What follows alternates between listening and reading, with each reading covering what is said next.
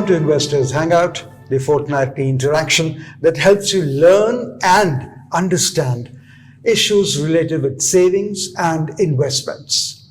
Today's Investors Hangout is brought to you by Aditya Birla Sun Life Mutual Funds and Value Research. With me is the CEO of Value Research, Dhirendra Kumar. Dhiren, welcome. Thank you. I'm coming to a lot that's been written in the newspapers during these days, and that is putting a question mark actually on the credit worthiness of many top-rated bond issuers. I believe that many debt mutual funds have also invested in them. Could you kind of clarify and throw some light on the entire issue? Yeah. Recent events have, recent events in the corporate world have caused a great deal of anxiety among fixed income fund investors, the debt fund investors. First came, the debt fund invest in bonds, debentures, and they invest in debentures of various kind. The first level is, the money market instruments issued by Government of India, T-bills. Then comes, money market instruments of corporate India, securities which will expire, commercial papers, certificate of deposits. They're high quality. The likelihood of getting your principal and interest on time is unquestionable. They are all graded in terms of, the quality. The pointer is, or the scale of quality is the credit rating. Highest credit rating, lower credit rating. Lower the credit rating, higher the return, higher the yield. So there have been, 5-6 instances where, first there were the Z promoters, mutual fund. They invested in their fixed income fund money against the collateral of Z promoters of their prominent companies. And one day the Z stock price went down. So, if your collateral goes down by 26% in a day, there was a panic in the market. Okay. Everybody was apprehensive. And now it has recovered and life is good and everything looked fine. But that was a time when everybody got extremely anxious that any fund which has that exposure. No, actually, even before this, it started with IL&FS crisis. Yes. One of the instruments defaulted and many funds had that instrument. That was actually a nightmare. That was an accident. And some funds lost money. Some funds lost money to the tune of 2-3%, 4%. One liquid fund, a very small liquid fund, lost 5% of its value. Okay. And that is something which investors are not used to. But apart from that, all the recent events are credit issues. The thing which we have seen with DHFL, the thing with what we have seen with Z promoters mortgaging their equity holding, or Reliance ADAG Group's exposure. I don't think these are as alarming.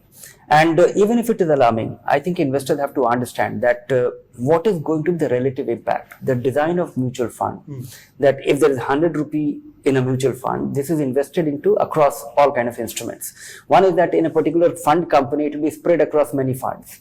Then it will be 1%, 2% of the total money, which means that even if these defaults happen, it is unlikely to be a complete blow up. The real thing to be, the basic benefit of mutual fund that you diversify your risk, and you are diversifying it here. It will, even if a blow up happens, it is unlikely to be a big decline because all your money will not go down the drain. Maybe 2 months return you have to compromise with. Also, that may not go away forever. We have many things that has happened which will ensure that in the future. What you're saying is in the long run it will not be so bad, or one should not worry. Yeah, I think. But in the short term, you could. Of course, in short term, you will. You can. You could. But right now, all the noise is around. It is only a noise. It has actually not impacted because the valuation norms, the liquidity norms, and maybe it will require some time for some of these companies to get themselves. One should not lose the sense of proportion. My understanding is that the news that we see as if bond funds are going to crash land tomorrow, but that is not the case. Bond fund industry is a large one. We have substantial amount of money, and all these exposures put together will not aggregate more than 5,000 crore. And also that 5,000 crore is unlikely to go wrong, is unlikely to default. Right now, they have not defaulted in the first place. But even if they default, even if there is a renegotiation, even if there is a delay in interest payment, there is collateral. It will take time to resolve. Now we have a side pocketing norms which will actually ease. Okay, you mentioned about side pocketing. Would side pocketing be of any help in the given situation? Oh, it will be of great help. Assuming that First, if you could explain yeah, side I'll just pocketing. explain what it is. What happens is the spirit of mutual fund is that it should protect the interest of all kind of investors. There are broadly three kind of investors that could potentially be, impacted. One is that an existing investor, an exiting investor, assuming an investor decides to get out of the fund and an investor decides to get into the fund. None of them should be treated in any unequal fashion. It should be fair to all these three investors. The investors who remain there, the investors who get out, and investors who are coming in. And there was a problem earlier. Assuming that a mutual fund company has a exposure to has invested in a bond, and that bond has defaulted, the company is unable to pay back, as it happened in case of IL&FS. The company is unable to pay back the principal and interest on time. And credit rating agencies put it as a default. The bond immediately that day itself in the portfolio gets valued at zero. So if that is 2% of your investment, you get a 2% knock. But it has turned into zero because there is no market at any price today. But that doesn't mean that the underlying worth is zero. It cannot be valued. So it is valued at zero. There is no market. But in 6 months' time, mutual funds say that this is your obligation. Resolve it. Maybe they get 100% of their money in 6 months' time. Maybe the company was facing some liquidity issues, so they could not pay it on time. They are able to liquidate the underlying assets and pay back. Maybe they are able to pay back 90%. They are able to pay back 70%. But in the interim, the resolution will take place. No, that resolution, assuming it happens. But what happens in the mutual fund, what used to happen in the mutual fund in that case, is that a lot of investors will get out in a half in panic that my fund has taken a hit. So his losses become permanent. He will not have access to any recovery in future because he has gone out. All the investors who stay there, they have taken the hit and they are having, they are waiting out that maybe they will get the money. But assuming that an investor has a need to get out, he has a liquidity requirement, he needs to buy, he needs that money for some purpose. He has to forcibly stay there to benefit from any recovery in the process in future. Assuming there is a smart investor who is able to smell that this bond is lying there which is valued at zero, and this problem will get resolved in another 1 month. So he will come at a later date and he will benefit when the recovery happens. So this was an unfair system. What happens as a result of the side pocketing rules is that these instruments will be taken off and kept in a side pocket. Okay. It will be a parallel fund and it will be valued at zero. And the remaining fund will continue to run like any ordinary normal fund from there on. So, and that particular money which has been taken, carved out of this fund, will be the entitlement on that money will be of all investors who were as on that date. Okay. So even if you decide to get out, you will be entitled for the benefit or any recovery that happens in future. If you remain there, you are definitely, you will also be entitled. If a new investor comes, he will not have access to that money. Side pocket money. Okay. So the side pocketing rules actually bring in a great deal of, they will soothe the nerves, because all the losses which look temporary but may not be permanent, or there will be possibility of a recovery, it will not shortchange those many investors. So in the given scenario, what is your take on the debt funds versus the bank deposit? What do you have to say about that? No, one is that, Which is superior? No, it is not a matter of superiority. In India, things are a little distorted. A good amount of deposit is in public sector banks, and that carries a perceived sovereign guarantee. Right. Government of India doesn't let a bank fail, so your deposits are safe. As compared to that apart, I think there is a psychological problem. When most Indians are fixed income investors, and historically so. And if you look at the retail individual investors' money, or even institutional investors' money in the deposits, you are assured of, there is a difference between assured return and likely return. So even if you are likely to get higher return, but it is not assured, people have all this anxiety. So bond funds really have this challenge that if you have to buy a bond fund, you'll ask me a question, how much will I get? Answer is, I don't know. When you go and make a deposit, but on all other dimensions, your ability to earn higher return, your ability, your liquidity, and superior tax efficiency. You hold your bond funds for superior liquidity. You put your money in liquid fund, take it out after 2 days, take it out next day, no problem. If you hold your bond for 3 years, the tax efficiency, your ability to convert your interest income into capital gains is hugely advantageous. So on those counts, there is no doubt that bond funds are good.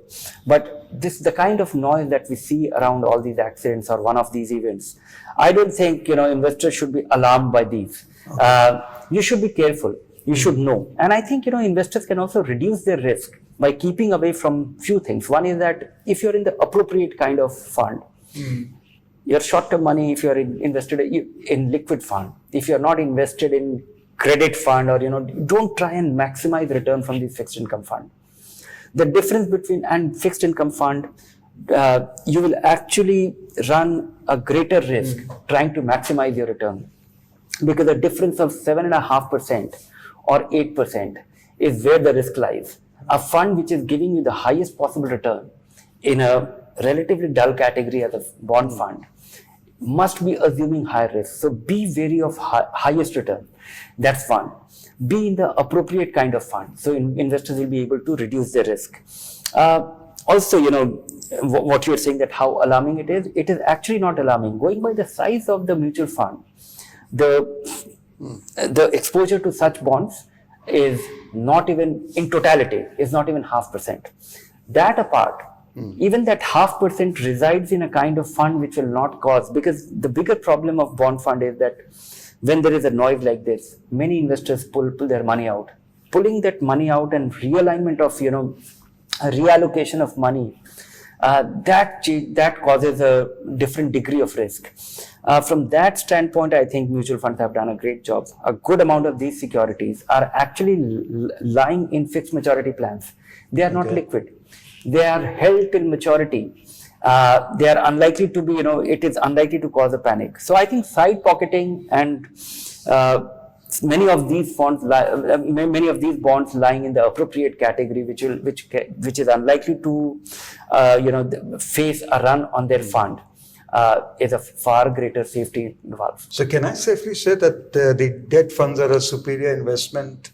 And because even the bank deposit is not 100% guaranteed. Yeah, that is what I was telling you about the Indian distortion. Bank deposits are not guaranteed.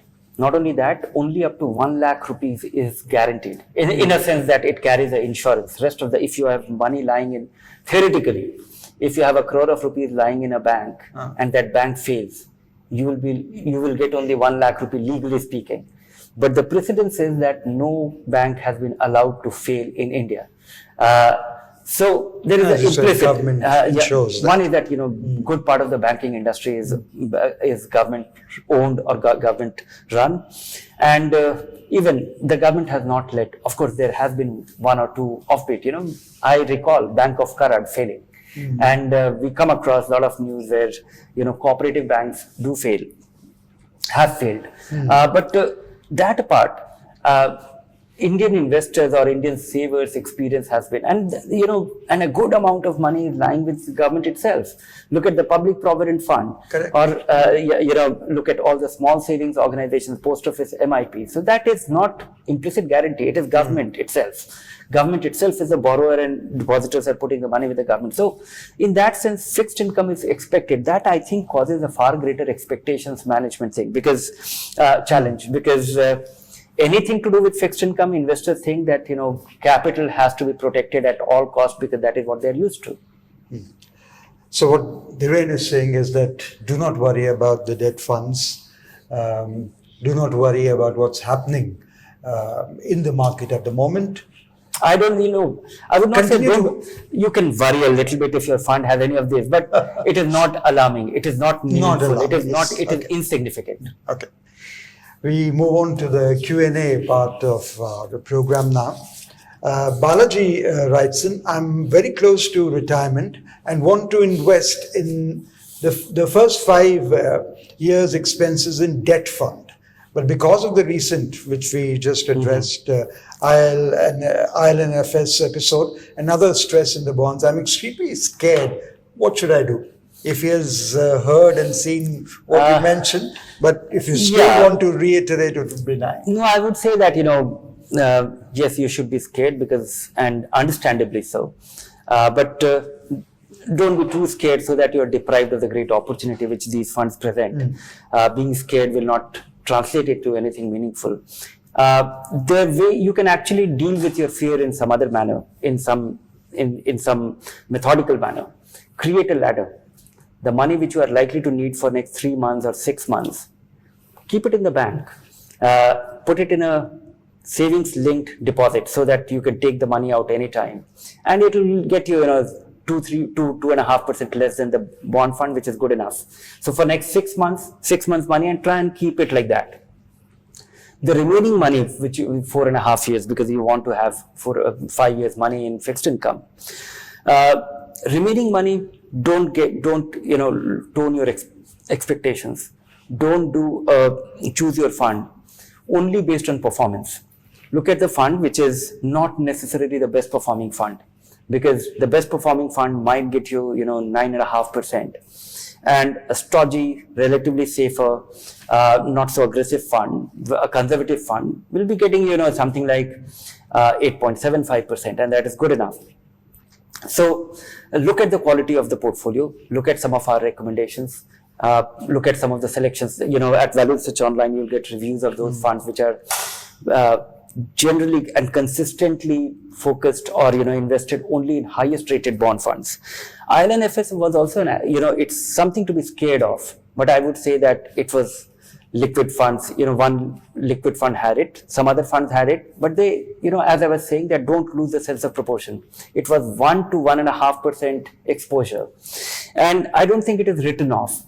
If side pocketing rule, in light of the side pocketing rules, even that money, if something of that kind happens today or from here on, that money will also be recovered. So don't get greedy with your fixed income investment. Don't try to maximize your return. Be only in ultra short term and short term bond fund. Create this ladder of 3 segments of your bond fund. First 6 months, keep it in a deposit linked to your savings account. Next, the money which you are likely to need for the next 1.5 years, that money put it in ultra short term bond fund, and remaining money maybe in more consistent, steady, high quality short term bond fund, and that is it. Don't get into the credit fund, don't get into the dynamic bond fund. Sometimes it might look like you have missed an opportunity, or you could have earned 0.5% more, but don't get distracted by your need for safety. Very well advised. Next question is from Indru. I'm 80 years old and have a lump sum of 15 lakhs with me. I'm looking for something like Pradhan Mantri Vyay Vandana Yojana to generate a regular monthly income of 10,000 rupees. Is there something like that in mutual funds? Yes, you can put your money in mutual fund, and even a very conservative mutual fund, and create a systematic withdrawal plan of 10,000 rupee. But I would say that if your need for 10,000 rupee is non-negotiable, then why go to a mutual fund? Maybe senior citizen savings scheme is the additional thing where you can invest up to 15 lakh rupee. It will generate a return of at today's price close to little over 10,000 rupees a month. It carries a sovereign guarantee. If this is an income on which you have dependence, if you need the 10,000 rupee money, 10,000 definitely, of course, the small constraint, you will get your money every quarter. So 3 months money you will get every 3 months, take it at one go. That apart, and if it is negotiable, if it is a discretionary money you can do with or without it, then maybe you should consider a mutual fund, a conservative mutual fund. Maybe consider a equity saving fund. They normally have 30 to 40% into equity, remaining in fixed income. Mount your systematic withdrawal plan. Make sure that you are not withdrawing more than 8% and you just might end up with substantially higher return with this one. With the 15 lakh? Yeah, 15 lakh into a mutual fund. Okay. Madhu says, would it be a good strategy to buy a plot with the help of a personal loan of 11.5%? I'm not buying this plot for investment purpose, but only to construct my dream home. I don't know the exact context of this, but I would say that borrowing to build a home is desirable, but one should so I'm looking at it as a part contribution to building his home. And from that context, I think you should always have a meaningful contribution of your own capital when buying a house. Assuming that you're buying an apartment worth ₹1 crore. So I would say that 2 rules to follow for sake of basic diligence or prudence. One is that put a down payment to the extent that your EMI is not going to exceed more than 35%, 1/3 of your money, 1/3 of your monthly income should not go towards that. So that is basic hygiene check. With that in mind, you need to put a higher down payment. So accumulate your savings to the extent that 35% of that, typically 20 to 35% of that capital you are putting on your own. With that in mind, I would say that you don't have a house. The construction will also take money. If you are borrowing money to buy the plot with your own capital. Accumulate your savings so that you can buy the plot. Unless it is a special opportunity. It is some special deal, but also be wary of one thing, that when you go to buy a plot or a house, every deal that you come across, you are being told that this is the last one. It is expiring tomorrow. Everybody drives that urgency. So be careful about that. But if you think that there is, it is a distress sale or it's a special thing, or, you and your wife like this plot for a certain reason. And so that could be the only justification for that, for borrowing money to buy a land, otherwise not. Do credit rating agencies get paid by the bond issuer for rating their bonds? If so, can we expect SEBI to put a neutral bond rating agency independent of the issuer, says Sridhar? Yes, credit rating agencies get paid by the bond issuer. So, and I'm of the firm view that this is the design of the bond market world over, and so in India.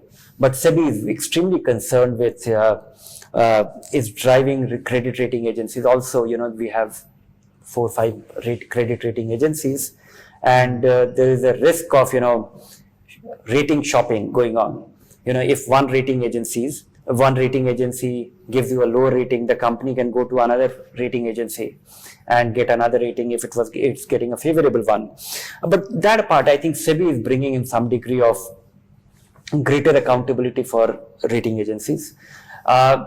What has happened in recent times has also led to a lot of soul searching, or finding new ways how to make credit rating agency. And I don't think a great idea has emerged out of the discussion around this debate, because if SEBI mandates a rating agency by some random lottery system or anything, still we need to build greater accountability, because 95% of the rating work well.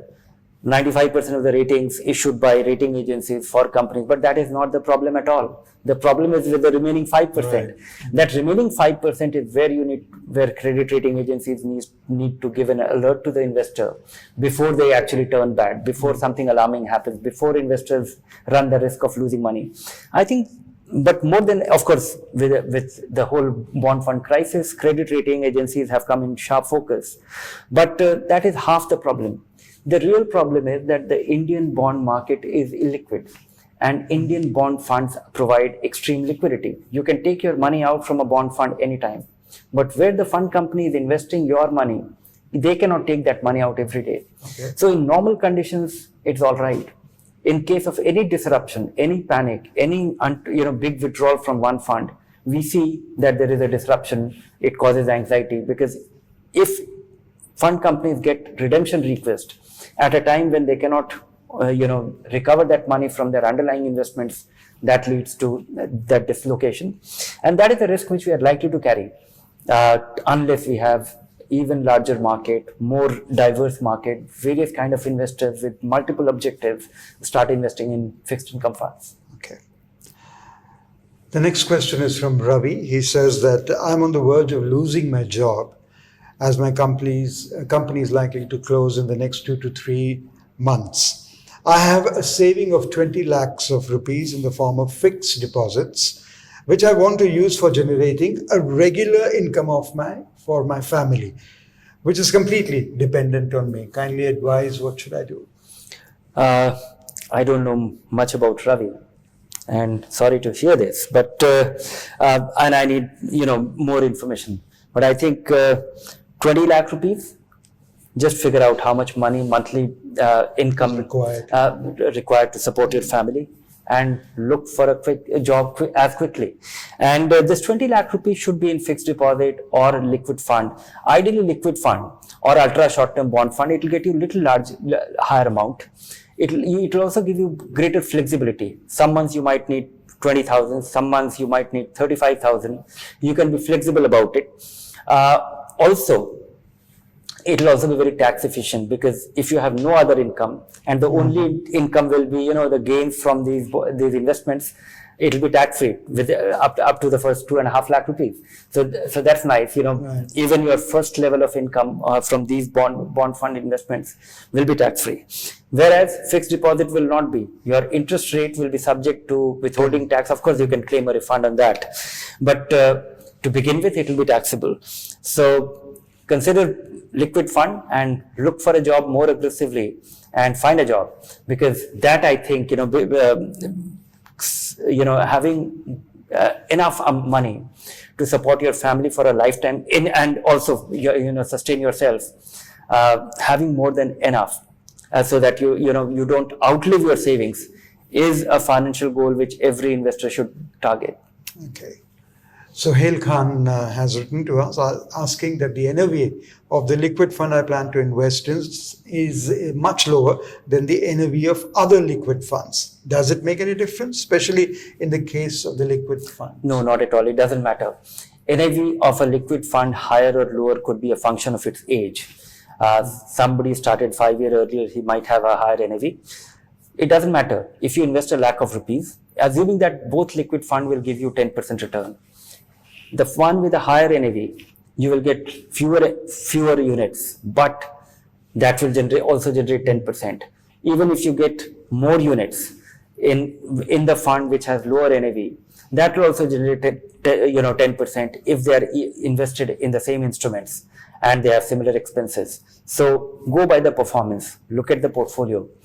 NAV of a fund doesn't matter. It does. Pulkit says that which debt fund category would be the best to invest for a period of 5 years? How much return should I expect? Two possibilities which should guide it. One is, 5 years from now, is it a non-negotiable goal for which you are saving, for which you are investing? Then take a more conservative stand. I would go with something like what used to be called erstwhile MIPs, conservative debt funds. Conservative allocation debt funds. So they have 15-20% into equity and 5 years time frame. It will be all right. If it's for a negotiable goal, if you're working towards building a down payment for buying a house which could be in the next 5 to 7 years, then I would say take a chance on equity. Take a bet on equity, and take a bet on equity conservatively. Maybe invest your money over the next 6 months in a balanced fund. You'll be able to average your investment. And this time period, you also might get lucky with substantially meaningfully higher return. Okay. We have this question from Devi, and she writes, I'm 58 years of age and I will retire in 2021. Till then, I want to invest 30,000 every month with a horizon of 5 years. Also, I'll be getting a lump sum of 15 lakhs in the year 2021. Where should I invest this amount? Also note, I have a steady income and would also get pension after retirement. What's your advice there? Money that you have a steady income, you'll That's get, a good thing that's to a hear, good yeah, thing. You don't yeah, have to worry about regular income from your investments, which means all your investments, even if you retire, all your investments can be long term, unless you have some specific goal of post retirement you want to go, you have travel plans or holiday plans or which require spending. But assuming that you don't have any of those needs, then she's getting lump sum of 15 lakhs also. lump sum of 50 2021. in 2021. Yeah. That money should also be invested in multi-cap fund. Even the 30,000 rupee which has to be invested every month should be invested in a multi-cap fund. And that money can remain invested in multi-cap fund till you need the income from your investment, and that will grow faster. It will also be more tax efficient. And when you get 15 lakh rupee, make sure that you're spreading that investment over the next 12 months or 18 months, because it's a large amount of money. Reducing the possibility of investing at a market high is very important. And this 30,000 rupee, do your SIP for next 2 years. So these 2 years will actually be practicing for that 15 lakh rupees to be invested in 2021. The situation looks quite positive for her. Yeah, this will, if there is a provision for regular income in your retirement, I think a good amount of financial problem will be taken care of. In fact, the solution to most personal financial problem is to earn more, earn regularly, And invest. save as much as possible and invest that money. And if you are able to do that consistently over a period of time, that is the core of most personal financial problems. Okay. With that advice of Dhiren, it's time for us to wind up today's Investors Hangout. Dhiren, thank you so much Thank you. for giving your advice. Remember, if you don't invest now, then you're losing on the opportunities. Bye from Dhiren and me, Rajesh Lake.